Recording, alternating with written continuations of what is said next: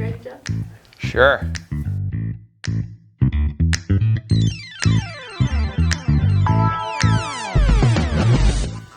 My name is Jeff Paulson, and I work at Spinergy. I handle the domestic dealer sales, and chances are good if you call in, I'm the guy that picks up the phone to help out with direct-to-consumer questions, comments, and get you rolling. All right, Jeff, how long have you been writing? Since I could, I guess. Yeah, that's since the training wheels came off. And that feeling has never really gone away. I think my obsession with riding has been a succession of sparks. Starting with when I was a kid, growing up with the emergence of mountain biking in the 80s, well, I guess late 80s, early 90s. Yeah, just being obsessed with those early bikes, and then watching the sport kind of grow and change, and then changing myself from other disciplines, from what was originally mountain biking into the aggressive, I guess, more gravity-oriented side of the sport, and then finding my way into the more endurance aspects and road, and then finally culminating with what eats up probably 98% of my riding time these days, which is gravel. Gravel's an interesting part of the sport, and I think it's partially the type of riding. I mean, it does require fitness, but I think for me there's a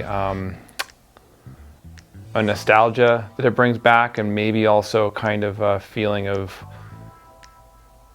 pioneering. You're in these areas that people don't always go into a lot and don't make sense from a road or a mountain bike application from riding, and there's history in those areas too, so you can geek out on that. And then there's connecting the dots, which you do on a gravel bike, and finding rabbit holes to go down that you wouldn't normally access on a road bike, or really be worth it on a mountain bike, just because the terrain's not inspiring from a mountain bike perspective, maybe.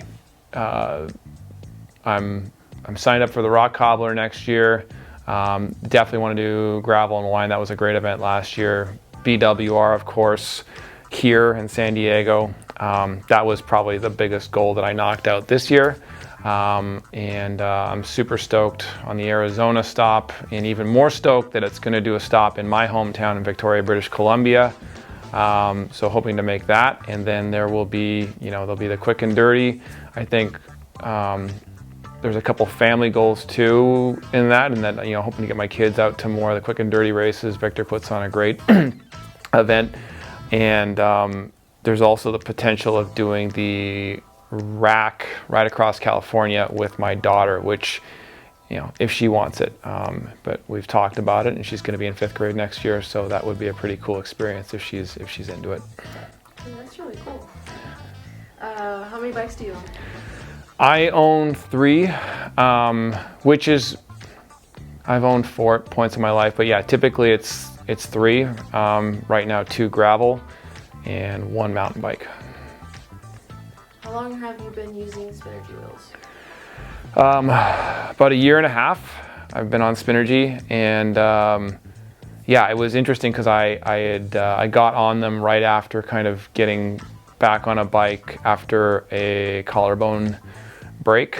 Was a pretty good crash, and definitely noticed immediately the PBO benefits, and how much less fatigue they put, and how much less jarring and how much smoother they are over rough terrain, especially in gravel. So on your first ride, you were very impressed? Yeah. I mean, I think I was vocal about it too. I remember this was before I was working at Spinergy, but I remember getting a demo set with Paul and Sasha, and yeah, I remember we went out and did some pretty chunky stuff out here in San Elijo, and it was quite a difference. Both the smoothness and the quietness of the wheels is pretty impressive. I've been in the bike industry for a little less than 4 years. I'm 43 now, so that tells you that I kind of jumped in late. It wasn't necessarily for lack of trying, but I think it was kind of, I was in another industry for 18 years of my life and did pretty well at it, and it's definitely nice to be doing what I'm passionate at. When I went into this year, I had a certain number of goals, and most of those were, performance-based goals, but one of the other goals I had for myself was to grow my network and kind of put myself out there more socially. Historically, I've ridden either solo or I've ridden in small, tight-knit groups, but it's been amazing this year meeting and connecting with so many people, particularly at gravel events, and just growing my network of both people in industry, people outside of industry, and just basically walking into an event like I'm going back to summer camp and seeing people I haven't seen for a year kind of thing. It's cool. So favorite events, I guess you got to break that down to best course, from the actual ride perspective.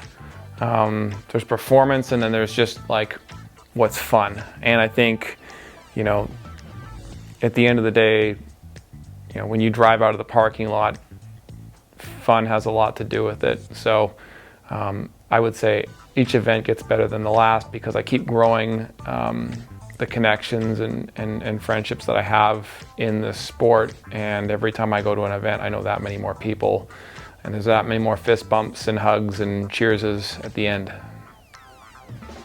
You're always going to remember an event as an accomplishment, but when it comes down to what rides really kind of leave a mark on you as just a ride, there's definitely something about the landscape that gets to you for sure. I ride with music in too, so there's definitely kind of emotions that play from what I'm listening to, and I guess how deep I'm getting into Jeff while I'm on a ride too. So you do a lot of thinking out there, especially on solo rides. And then there's great group rides too, where it depends if it's the ride, depending on the ride or the group, and then the location. Yeah, right? there's no bad rides. There's never bad rides. My Instagram is Jeff PSF. So that's Jeff with a J, EFFPSF. Strava is just my name. Yep. And I don't use TikTok. Okay. The arsonist has oddly shaped feet. The Human Torch was denied a bank loan.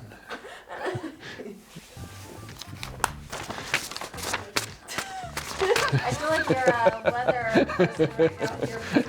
You're the weather. That's nice.